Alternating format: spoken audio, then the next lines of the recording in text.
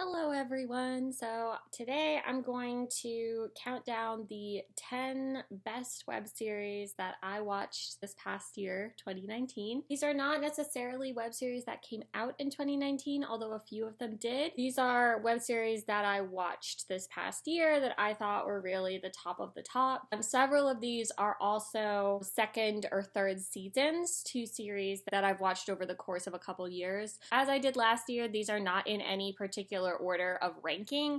These are just my 10 favorite ones. Whatever is number one is not necessarily like better or worse than number 8. The first web series that I finished in 2019 that I loved was Project Green Gables Season 3. I think I put off watching Season 3 because I didn't want it to end, but I do think Season 3 of Project Green Gables was the best season, although I really did love Season 1 also. I do not understand why more people don't know about it. This web series is so beautifully shot.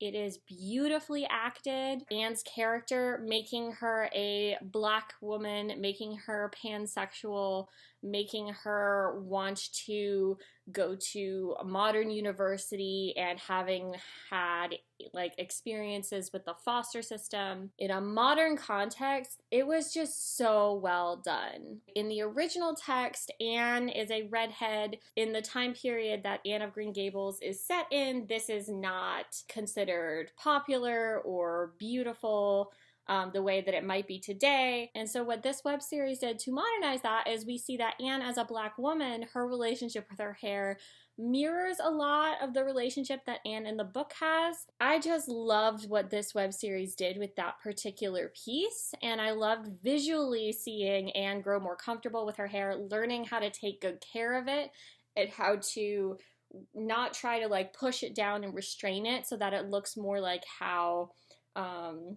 other people in the series hair look, but letting it just be itself. And I loved how that was a visual representation of her growth and her growing comfortable with who she is as a person. In Season 3, I also felt that we saw a really good sort of representation of who Anne had become over the past few seasons, and I loved that we saw how her friendships were changing and shifting. She does go to university and leave Avonlea to start kind of this new experience, and we see her make connections with new people. So many wonderful characters were introduced in Season 3. Some characters were not wonderful. I'm talking about Roy. But it was just handled with so much nuance, you know, like the relationship between her and Roy, it being very much unhealthy in a way that Anne is kind of shrinking again, right? She's letting this other person come into her space and just take over. It's his creative vision. He starts editing the vlogs. It starts fitting more of what his style is versus her style. We as an audience, especially in a vlog style web series, are probably not going to see a ton of the day-to-day, but we're still picking up on enough clues that we're uncomfortable, that we see that Anne is not really being herself. I loved that. I loved how they modernized Anne and Gil's conflict with their mutual crushes, or for Anne, she's not really sure if she's interested. They took that as well in a modern context of her maybe exemplifying a demisexual identity, not really being sure what does love actually feel like. Is it this romantic like thing from storybooks where it's supposed to be fireworks and explosions, or it doesn't really look like that? The acting feels very natural.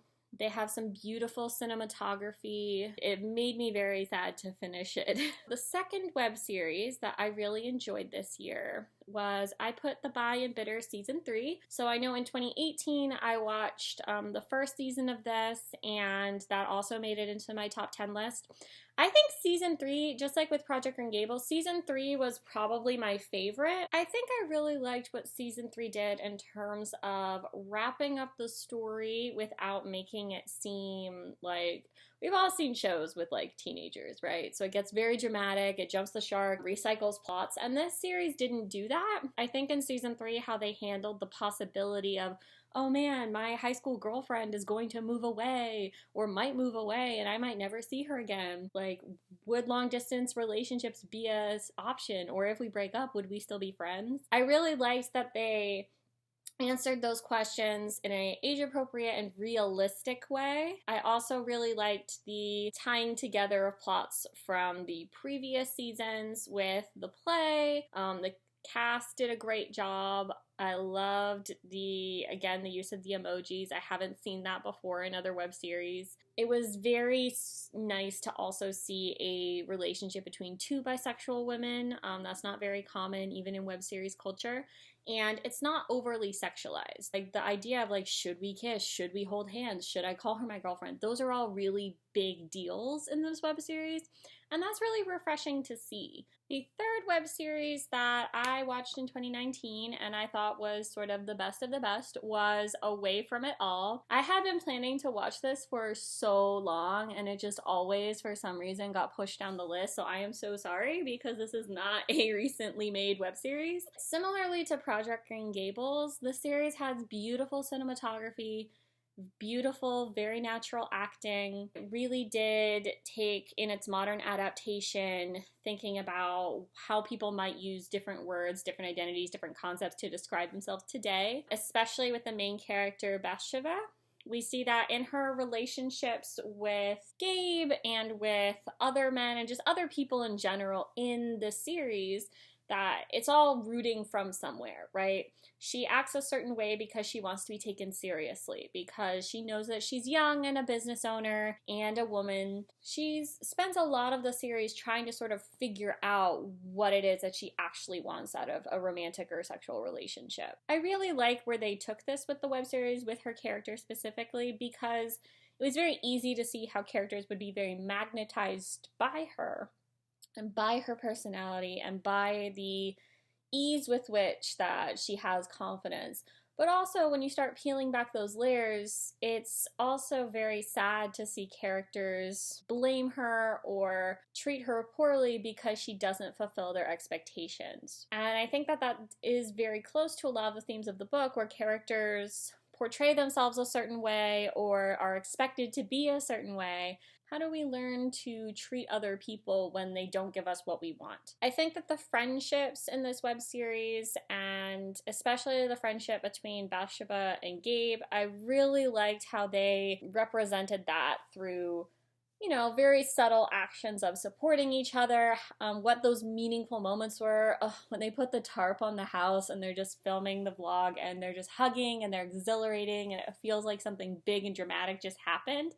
Because for them that was super significant. Gabe is the type of person where he will help her in the midst of her crisis, right? To save the things that are important to her. I really thought that they did a great job with representing what does a true and healthy and supportive friendship or relationship look like. I also really liked that the series was done in a vlog format, because you really do have a very consistent thread of characters portraying themselves a certain way versus how they actually feel or who they actually are or what they actually want. The fourth web series that I watched and really enjoyed this year was Rational Creatures. So this did come out in 2019. They've been crowdfunding it for a while, and in the end of January they're going to start crowdfunding for a second season. This is a web series that is based on Jane Austen's Persuasion, one of the Jane Austen literary works that is not really represented in the web series community.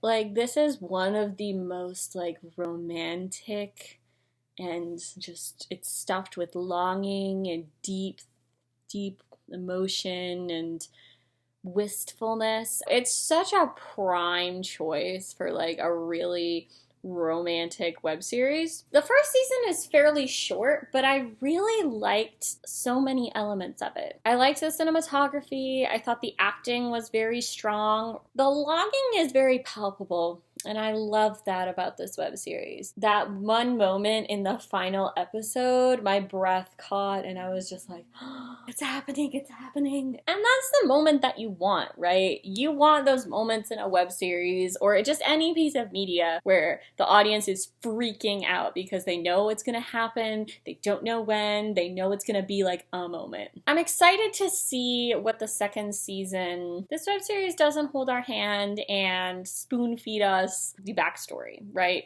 We have to pick up on the clues. And I really like that because I don't think you should spoon feed your audience. I think especially if it's with a literary work that we're even a little bit familiar with, you don't necessarily have to straight out say, oh, and then this happened. Oh, isn't that the guy who so-and-so? Like, I don't like that. It takes me out of the moment. It feels very ingenuine. And so I really like that this web series didn't do that. Somebody says Fred's name, and Anna and her sister's spouse just get this look on their face and like, oh shit.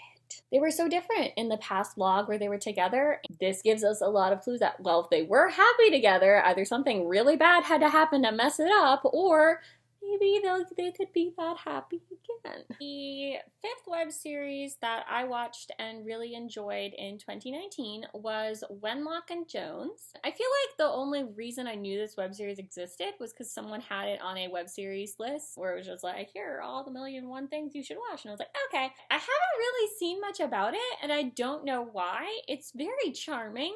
It is a British series that is set at a university. It's about these two friends who are trying to solve this mystery. I thought it was so cute. I've really gotten into mystery shows in general on Netflix. Death in Paradise, Father Brown, Miss Fisher's Murder Mysteries, and a lot of those have kind of trended with like a more like English or Australian cast. And so this one, I don't know if it was just because it fit very well with what I was vibing at the time. I liked the sets. I liked the very subtle characterizations. I really liked the one episode they do where we get a lot of the backstory of how the two friends met. This was a comedy mystery web series. I don't really see that as often as I would like. I liked that the mystery was not something super big and dramatic that's like still slightly unrealistic. A mascot statue is stolen. You're curious, you want to know what happened. So it's like enough of a mystery that somebody could reasonably be like, we're gonna solve this. We're gonna come up with all these conspiracies. But it's not so big that you're like, why didn't they involve the cops? And I think also with a lot of mystery series, it's kind of trending a little bit more into horror now, or a thriller where it is very dark. This was more of a comedy.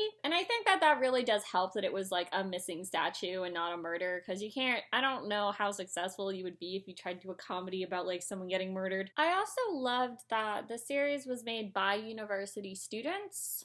A lot of the web series I see are made by independent creators. I think that university students, general people who aren't, working at a big fancy studios and don't have a ton of money at their disposal or the most highly rated, most expensive equipment. I don't think that you need that to make something that's super enjoyable to watch. Another web series, it is also a mystery web series, and it also involves missing statues that I watched in 2019 and I loved, was Four Pals and a Dog. I did do a full review for this on my channel, so I'm not gonna go too much into the plot, but I will just say I think this was so fun. It was so enjoyable to watch. I think one of the things that made this one of my top 10 this year was the characters had personalities that were clashing, that for other combinations worked really well together. You really did see kind of how all of that worked together to their strengths, to their weaknesses, and how they solved the mystery. You could understand Sam's motivation just as easily as you could understand Sydney's. I loved that this series also took into account the identities of the characters. I also just love that the series has 4 characters. They're all people of color. They're all part of the LGBTQ community. That is so rare to see. Usually it's you got your one token. I liked the special effects that they used for the ghosts. I loved how the different mysteries kept popping up. And I liked that this was, again, another mystery web series because I don't really get to watch a lot of those. This was one of my favorites. One that I watched towards the beginning of the year, right at the beginning of the year, I think, In the Clouds. So this is an original web series. You have 2 residents of the same apartment building and they consistently keep meeting on the roof. There's some plants that they're trying to take care of. There's some sunbathing. There's some smoking marijuana. And I thought that this web series was a really nice slice of life series. The characters are very well-rounded. We get to learn about sort of what their dreams are, why they both are in New York. There's a really great conversation towards the end of the series. It's not fair for somebody to say like, oh, well, you're wasting your time or you're wasting your life or you're not working hard enough, because any progress is progress. And I think I really connected with that because you see a lot of these, especially in movies and TV shows and books, there's this sense of like, oh, the character really wants a thing, but they don't know if they can do it.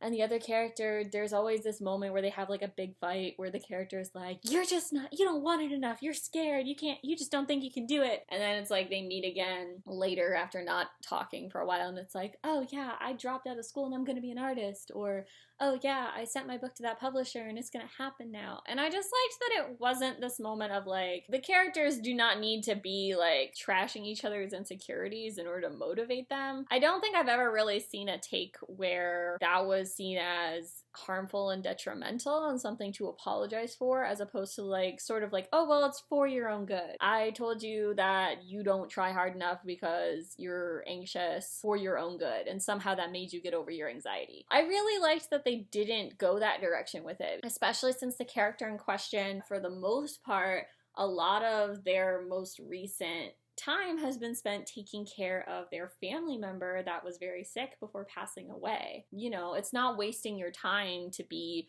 grieving and still trying to figure out how to do this thing or if you want to do this thing. I also really liked that you had a consistent setting of the roof, but a lot of times they meet on the roof under different circumstances, different moods. They're kind of talking about different things and learning different things. So I liked that we had a consistent location, but it didn't feel like every episode was just the same conversation over and over. And I liked that this web series was centered on two women of color who love women, because again, that is not a story that gets told very often. Another web series that I enjoyed this year is Posterity. This is a bit of an older series. I hadn't seen it before, and this web series was a little bit more like the ones that I started watching when I first got into web series. Vlog style.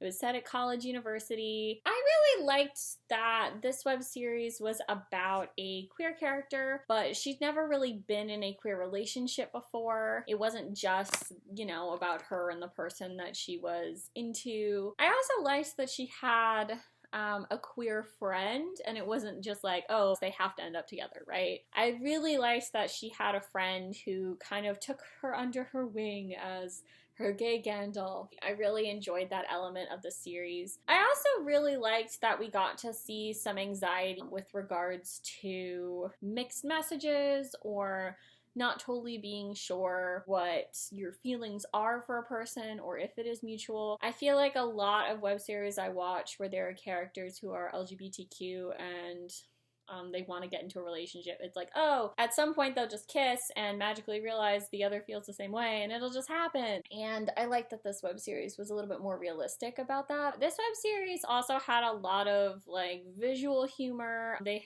did this thing a couple times where it would cut to something Ray would edit into the video. One thing was like a picture of her and her two friends. They're wearing sunglasses and it says Gay Squad. I feel like when you have that in a vlog style series, it helps to create this sense of the audience is a character in universe as well. Somebody is editing these to make them look a certain way. It's not just somebody talking straight to a camera and then you have no other indication that in universe this is a story that's being curated. I think that that's really important to do when you're trying to do a vlog style series. Also a series that I mentioned in my 2018 video, Sam and Pat Are Depressed Season 2 was one of my favorites this year. I really liked that they brought in some of the jokes and elements from the previous season. I liked the continuing of the continuity errors on purpose,